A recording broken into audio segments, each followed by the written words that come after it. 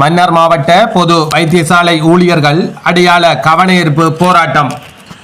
மன்னார் மாவட்ட பொது வைத்தியசாலையின் வைத்தியர்கள், ஊழியர்கள், சுகாதார பணியாளர்கள் இணைந்து இன்றைய தினம் செவ்வாய்க்கிழமை 26 மதியம் 1 மணியளவில் வைத்தியசாலைக்கு முன் கொட்டும் மழையிலும் அடையாள கவனஈர்ப்பு ஒன்றை அமைதியான முறையில் வைத்தியசாலை செயற்பாடுகளுக்கு இடையூறின்றி மேற்கொள்ளப்பட்டது.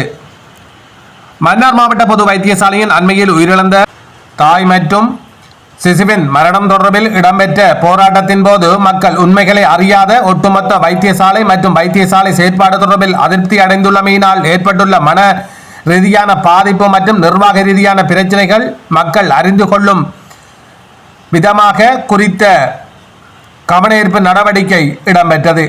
குறித்த கவனஈர்ப்பு நடவடிக்கையின் போது தாங்கள் குறித்த சம்பவத்தின் போது இடம்பெற்ற முரண்பாடுகளான செயற்பாடுகளினால் அப்போதும் சரி இப்போதும் சரி மௌனிக்கப்பட்டுள்ளோம் என்பதை மக்களுக்கு தெரிவிக்கும் முகமாக அனைவரும் கருப்பு துணியினால் வாய்களை கட்டி கவனஈர்ப்பு நடவடிக்கைகளில் ஈடுபட்டனர்.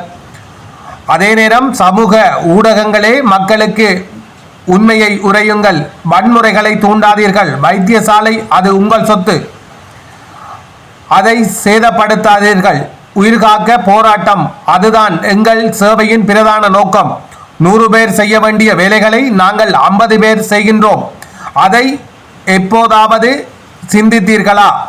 வீண் பலி சுமத்தாதீர்கள். எங்கள் வளப்பற்றாக்குறையை நிவர்த்தி செய்ய ஏதாவது செய்யுங்கள். வீசி எறியாதீர்கள். எங்களை மட்டுமல்ல, எம் மீது உமது சொற்களையும் போன்ற பல்வேறு வாசகங்கள் எழுதப்பட்ட பதாதைகளை ஏந்தியவாறு கவனஈர்ப்பு நடவடிக்கையில் ஈடுபட்டனர் என்பது குறிப்பிடத்தக்கது.